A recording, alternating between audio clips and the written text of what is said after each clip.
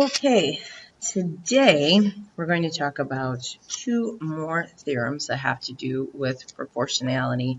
And again, I'm going to say these are all within one triangle.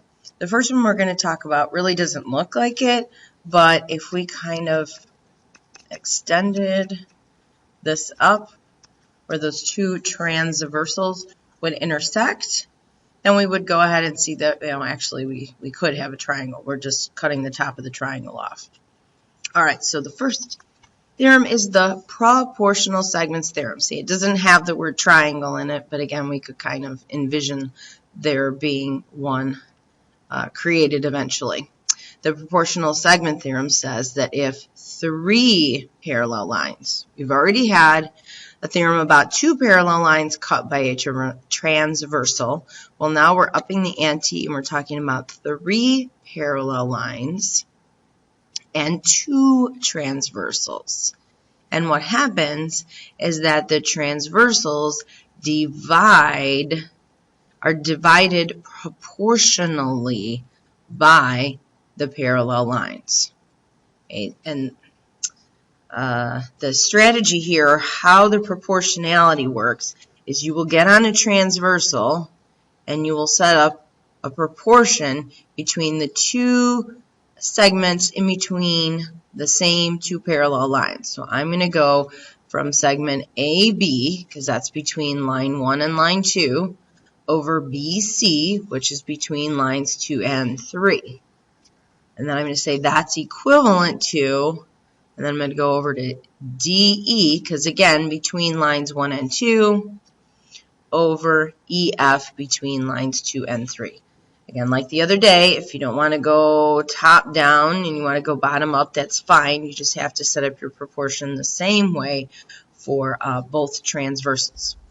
So here, if we do that, I'm going to say AB is to BC, and then I get on the other transversal, go in the same direction. A prime, B prime is to B prime, C prime. Over on this one, I'm going to write X is to Y. Oh, I'm sorry. I'm going to go Y is to X. This one is bottom up. Y is to X as B is to A.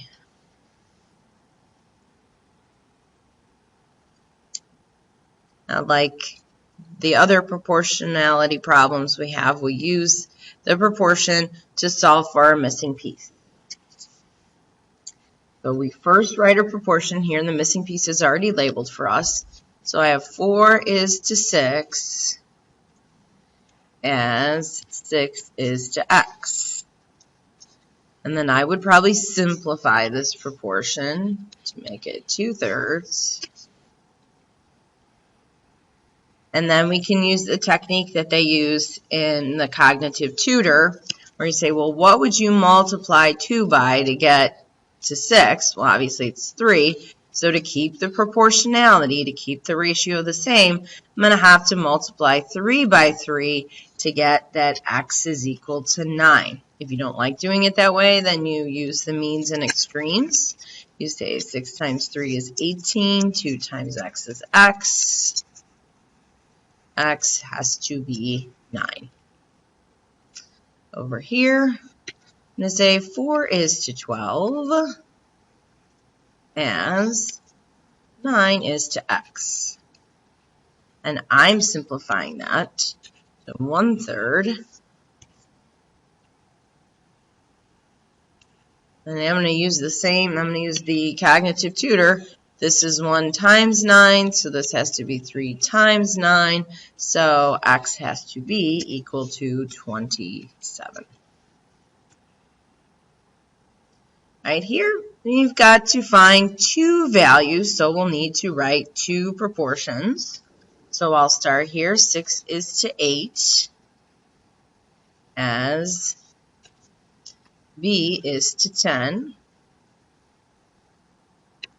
Again, I would simplify this one and make this 3/4.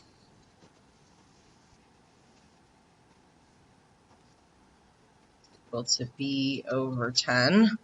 This one I can't find a I can think of it in my head, the multiplier, but it's not as apparent. So here I probably would use a cross product property of proportions or means and extremes and get 4b's are the same as a 30.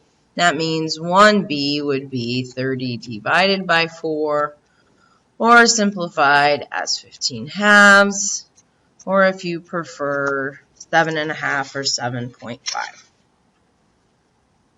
Now I need to make another proportion. So here I'm going to say 8 is to 4 as 10 is to A. I would probably simplify that proportion again. 8 is to 4 is the same as 2 over 1. And then here it's very easy to see that I'm multiplying by 5, so A has to be equivalent to 5. In this diagram, again, we have to find 2 missing segment lengths, so I'm going to have to make 2 separate proportions.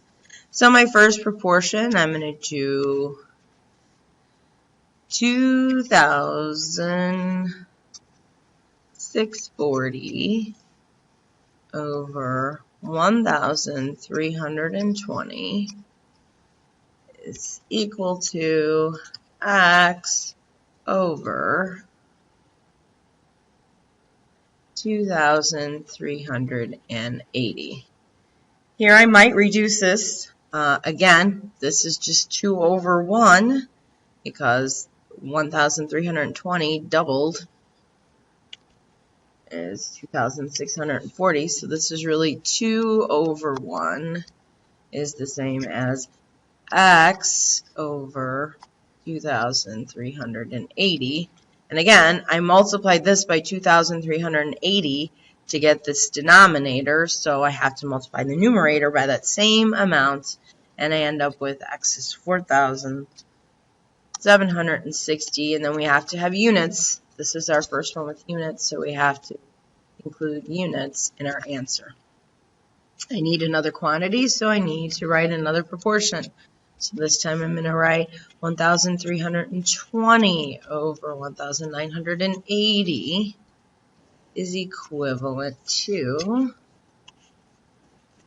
2,380 over y. Again, I can simplify this fraction as 2/3. If you don't want to do that, you just cross multiply and solve to get that y is 3,570, and again we need units here.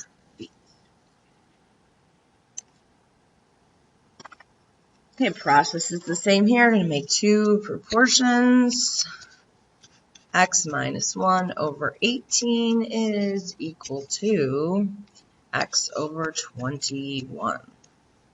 I can't simplify either of these, so I just have to do means and extremes. So x times 18 is 18x. 21 times x minus 1. Remember, we have to put the x minus 1 in parentheses because this means I have 21 of these expressions. And then I'll do a little distributive property.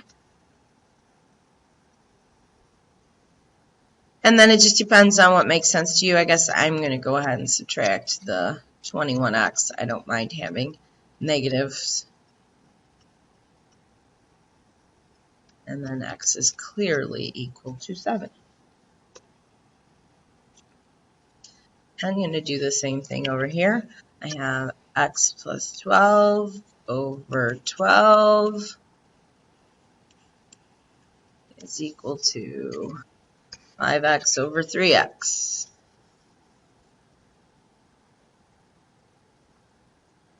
Now right away, I can simplify this proportion. Anything divided by itself is just 1, so really the proportion that I'm solving is x plus 12 over 2 is equivalent to 5/3. When I do my means and extremes and all my proportions and solving, I get that x equals 8. So that was the proportional segments theorem. We have one more theorem to talk about, Here we can see the top of the triangle in this one, and this theorem talks about mid-segment. So let's first define a mid-segment. A mid-segment of a triangle connects the midpoints of two sides of the triangle. And if a refresher, the midpoint of a segment is the point that bisects the segment. We've been talking about bisecting, so it cuts it into two congruent pieces, or pieces of equivalent length. So AD's length is the same as DB, and AE's length is the same as EC. So we have a theorem that talks about the mid-segment of a triangle, and it says that the mid-segment of a triangle is parallel to a third side of the triangle and is half the measure of this third side. So we could have two JGs making up one DS.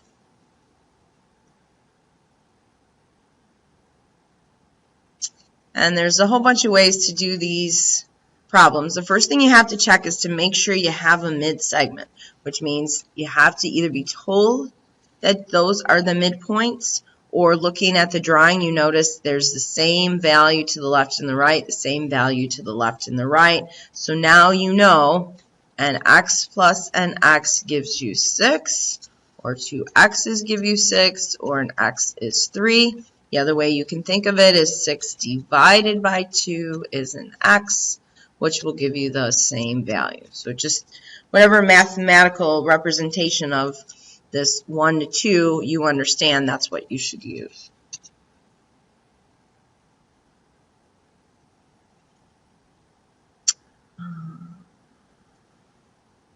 So we've got a mid-segment here. I'm going to say a 3x minus a 1 and another 3x minus a 1. So two 3x minus a 1s gives me 34. So that would really be 6x minus 2. And then I solve for x. I get 6 x's are 36. 1x therefore is 6. Okay, we need to find a whole bunch of segment lengths here. And it says that EF, ED, and FD are all mid-segments. Okay, so what that means is D is a midpoint, F is a midpoint, E is a midpoint. So I mark those segments congruent because these midpoints bisect the segments. And then I could go ahead and fill in the information. If this is 4, its congruent piece must be 4. This must be 3, and I have to bisect or divide 10 evenly in half to get 5 and 5. Now I need to write in what EB is. That's 4. F to C is 3. And E to F. Now I have to do my 1 to 2 calculation. So this is also 5. And then E to D. This is 2 to 1, so this value is 3. And D to F, again, 1 to 2, so its value is 4. And then this whole segment AB would be 4 plus 4, or 2 times 4, which would be 8. And this entire segment BC is 3 plus 3, or 6. Okay. Two interesting questions here. Ms. Ching asks her students to determine whether RD is a mid-segment of triangle TUY. She tells her students TY is 14 and RD is 7. Carson says to Alicia that he can use the triangle mid-segment theorem to conclude that RD is a mid-segment. Is Carson correct? If Carson is incorrect, how should Alicia correct his error? So first we have to decide, is Carson correct? Now remember, if RD is a mid-segment, That means this has to be the midpoint, and this has to be the midpoint of these two segments of the triangle. I don't see any information that tells me that that's the case. So I think that Carson is a little off base here. He does have the 1 to 2 relationship here. I'll give him that. But he doesn't know that it's supposed to also be parallel. You kind of have to have both things to conclude that this is a mid-segment. Or you would need to know that these two lengths are equivalent and these two lengths are equivalent. So I'm going to say no. He is not correct. And my justification, or I hear I'm Alicia trying to convince him he's not correct, we can draw many segments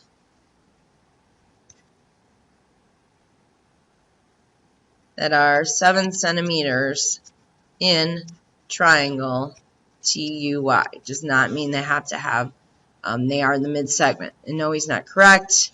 R and D, not mid-points.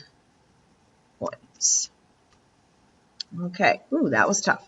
Oh, now we go down to Mr. Zielinski's class, and he draws on the board this diagram and asks the students a similar question. Is RD the mid-segment of triangle TUY, given only that these two segments are parallel? Now, Cindy says to Tyrell, yeah, it totally is a mid-segment using the mid-segment theorem. Is Cindy correct? And if Cindy's not correct, how should Tyrell respond to correct her error? And now, if I remember what happened yesterday in class, we had this same picture. And we never talked. We talked about these things being proportional, but never those two segments being congruent. So I'm going to say no. She is not correct. R and D are not mid-points. And we have to know that to conclude that we have a mid-segment. And Tyrell might try to convince her and say, this looks like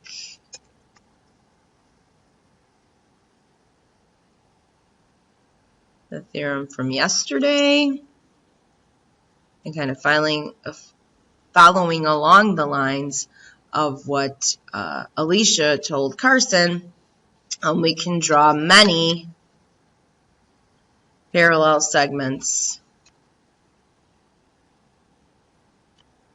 in triangle TUY, but there is only one and only mid-segment.